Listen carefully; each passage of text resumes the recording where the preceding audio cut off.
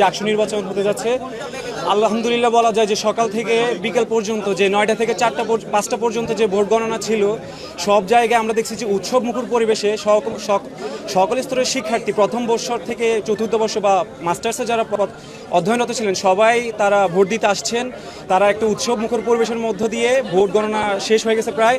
তো মোটা জায়গায় যদি বলতে যাই, সারাদিনে আমাদের দুইটা ইস্যু ছিল। একটা হচ্ছিল যে অতিরিক্ত ব্যালট পেপার ইস্যু করা, যেটা নিয়ে আমরা প্রশাসনকে প্রশ্ন করেছিলাম বা লিখিত অভিযোগ জানিয়েছিলাম। তো ওনারা বলেছিলেন যে ভোটে দেখা যায় যে কখনো কখনো যে ভোট দেওয়ার সময় ভুল হয়ে যেতে পারে। তো এইগুলো ইস্যু দেখিয়ে তার জন্য বেশি ইস্যু করা হয়েছিল। আরেকটা ইস্যু ছিল যে একটা ছিল বেশি ইস্যু করা, আরেকটা ছিল যে দুইটা হলে, যে একটা হচ্ছিল আমাদের তাজউদ্দিন হলে, সেখানে হচ্ছে যে একটু সামান্য ধরনের একটু ক্রাউড হয়ে গেছিলো বা একটু ঝামেলা হয়েছিল। আরেকটা হচ্ছিল যে বেগম ফয়জুন্নেসা হল। তাছাড়া বলতে গেলে পুরো দিনে মোটা দাগে বলার মতো কোনো সমস্যা ছিল না। পুরো দিনটাই আমরা উৎসবমুখর পরিবেশে নির্বাচন উপভোগ করছি। তো আমরা এখন সমস্ত শিক্ষার্থীরা এখন অপেক্ষায় আছে যে কখন রেজাল্ট দিবে। আমরা রেজাল্ট নিয়ে বাসায় ফিরবো ইনশাল্লাহ।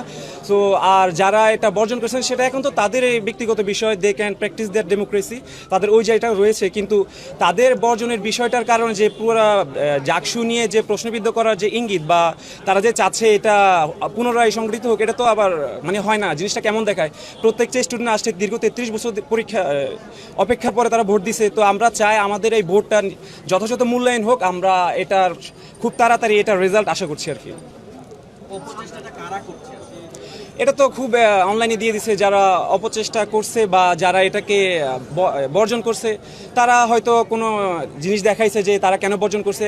অ্যাকচুয়ালি আমরা তো মিডিয়াতে দেখছিলাম যে আমরা ভোটও দিচ্ছি, আবার মাঝে মধ্যে মিডিয়াতেও দেখি। তো তাদের একটা ইস্যু ছিল যে নির্বাচনে কারচুপি হচ্ছে, যে কী কারচুপি হচ্ছে, কোথায় কারচুপি হচ্ছে, স্পেসিফিক ওই জায়গাগুলো তারা মেনশন করে না। এখানে একটা জিনিস লক্ষণীয় আর কি। তো এটা হয়তো তারা পরে এটা মিডিয়াতে বিজ্ঞপ্তির মাধ্যমে জানাবে যে কেন তারা বয়কট বা বর্জন করছেন। 8টি প্যানেলের মধ্যে এর মধ্যে 5টি প্যানেল এই ভোট বর্জনের ঘোষণাতে তারা পূর্ণ দাবি জানাচ্ছে। আপনারা যেই বাকি যে 3টি প্যানেল রয়েছে, বাংলাদেশ ছাত্র শিবির এবং বাক্সার সমর্থিত প্যানেল এবং আব্দুর রশিদ জিতু প্যানেল, এই 3 প্যানেলের ভোট নিয়ে যদি আবার ভোটের ফলাফল নিয়ে যদি সন্তুষ্ট প্রকাশ না করে, সেক্ষেত্রে কী হবে? না, সেটা হচ্ছে যে যেটা বললেন যে 3-4টি প্যানেল যারা ভোটকে বর্জন করছে, আমি তো বললামই সেটা তাদের স্বাধীনতা রয়েছে, তারা ভোট বর্জন করতে পারে বা ভোটে থাকতে পারেন। কিন্তু আমার মনে হয় কি যে যারা যারা আমরা ভোটার, তারা যে ভোটগুলো দিচ্ছি এগুলো তো অবশ্যই মূল্যবান ভোটার। তো তাদের যে অসন্তুষ্টির তার কারণ যে আমাদের ভোটগুলো যে অবমূল্যায়িত হবে বা এরকম বিষয়টা মেনে নেওয়ার মতো না বিষয়টা, তো আমরা এটা মানবো না। আর যারা বলতেছে যে মেনে নিছে, তো তারা তো মেনে নিছে নিশ্চয়ই, এখানে তাদের নিকট একটা গ্রহণযোগ্য মনে হয়েছিল। এখানে যদি আমি বলতে যাই যে বড় বড় প্যানেলগুলো সেগুলো তো মেনে নিচ্ছে, তারা তো এখন নির্বাচনে এখন পর্যন্ত অবস্থান নিচ্ছে। তো এটাও তো একটা ভালো দিক যে কেউ বর্জন করছে আবার কেউ আছে। তো যে যার মতো, যার কাছে ভালো লাগছে সে গ্রহণ করছে, যার কাছে ভালো লাগে না সে বর্জন করছে। কিন্তু আমি তো বললাম মোটা তাকে বলতে গেলে কোনো সমস্যা বা আমরা কোনো ইস্যু খুঁজে পাই না ভার্সিটিতে। আচ্ছা, সবচেয়ে বড় যে অভিযোগ তারা এনেছে সেটি হচ্ছে জামাতের একজন ব্যক্তির কাছ থেকে ভোটের যে সরঞ্জাম সেটি সরবরাহ করা হয়। আচ্ছা, এটা নিয়ে আমাদের আমি একটা নিউজে দেখছিলাম যে এটা নিয়ে ব্যাখ্যা করা হয়েছিল যে আমাদের বলছিল যে জামাত থেকে ব্যালট বক্স ক্রয় করা হয়েছিল। এটা খুবই হাস্যকর জিনিস যে আমাদের দায়িত্ব নিয়ে কথা বলা উচিত যারা মিডিয়া ফেস করব। তো এটা ছিল যে আমরা কিছুটা ওইটা দেখছিলাম আমি কি যে ব্যালট বক্সগুলো কিনা হয়েছিল সেগুলো ওই ওনারটা হচ্ছে বিএনপিপন্থী। কিছু ছবিও কিন্তু দেখানো হয়েছিল সেখানে, ওই ওনারটার সাথে বিএনপির উচ্চস্থানীয় নেতাকর্মীদের সাথে অনেকগুলো ছবি পাওয়া গেছিল। তো এটা কিভাবে জামাত থেকে আসলো বা কি হইলো, বিষয়টা খুবই অদ্ভুত এবং অপ্রাসঙ্গিক। আচ্ছা, এই পরিস্থিতিতে ভোটের ফলাফল যদি স্থগিত করা হয় সেক্ষেত্রে আপনাদের অবস্থান? অবশ্যই এটা আমরা মেনে নিব না, এটা মেনে নেওয়ার মতো প্রশ্ন হয় না। কারণ এখানে প্রায় 12,000 স্টুডেন্ট ভোট দিছে।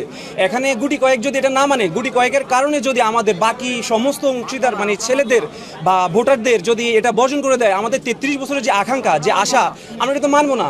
আমরা আমাদের রেজাল্ট ছাড়া এখানে যাবো না। আমরা এখানে রেজাল্ট পাওয়ার আগ পর্যন্ত এখানে অবস্থান করব এবং রেজাল্ট পাওয়া ছাড়া আমরা এখান থেকে এক মুহূর্ত কোথাও লড়বো না। গুটি কয়েক মানুষের প্রতিক্রিয়া আমরা মেনে নেব না। পরিবেশ হওয়ার কোনো আশঙ্কা দেখছেন কিনা? আচ্ছা, একটু আগে আমরা দেখলাম যে একটা দল থেকে কয়েকজনকে নিয়ে মিছিল টাইপের করতেছিল। তো অনেকে অনেক জায়গা থেকে এটা অস্থিতিশীল অবস্থা তৈরি করার চেষ্টা করতেছে। কিন্তু সাধারণ শিক্ষার্থীরা এত দুর্বল না। সাধারণ শিক্ষার্থীরা সতর্ক অবস্থানে আছে, যে কোনো ধরনের অস্থিতিশীল অবস্থা মোকাবেলার জন্য তারা সর্বদা প্রস্তুত। আচ্ছা, আমি হচ্ছে মোহাম্মদ আনোয়ার হোসেন সুমন, আমি ডিপার্টমেন্ট অফ ম্যানেজমেন্টে পড়তেছি। আমার হল হচ্ছে 21 নম্বর হল, যেটা আগে শেখ রাসেল হল ছিল, আর আমার রোল নম্বর হচ্ছে 1003। আপনি কি প্রার্থী হয়েছিলেন? না না, আমি কোনো প্রার্থী না, আমি একটা সাধারণ স্টুডেন্ট। তার মানে আপনারা সাধারণ শিক্ষার্থীরা চান যে দীর্ঘদিন পরে যে জাকসু অনুষ্ঠিত হলো ভোট, এটা যেন ভেস্তে না যায়, এটা ফলাফল মানে- যেন শূন্যের কোঠায় না যায়। অবশ্যই, মানে যে কোনো ধরনের, যে কোনো প্যানেলের, যে কোনো ব্যক্তির একক বা ওদের দলের কোনো মতামতের কারণে পুরা ভার্সিটির 12,000 স্টুডেন্টদের যে ম্যান্ডেট, সেটা কোনোভাবে বিঘ্নিত হবে এরকম কোনো বিষয় বিশ্ববিদ্যালয়ের শিক্ষার্থী কোনোভাবে মেনে নেবে না।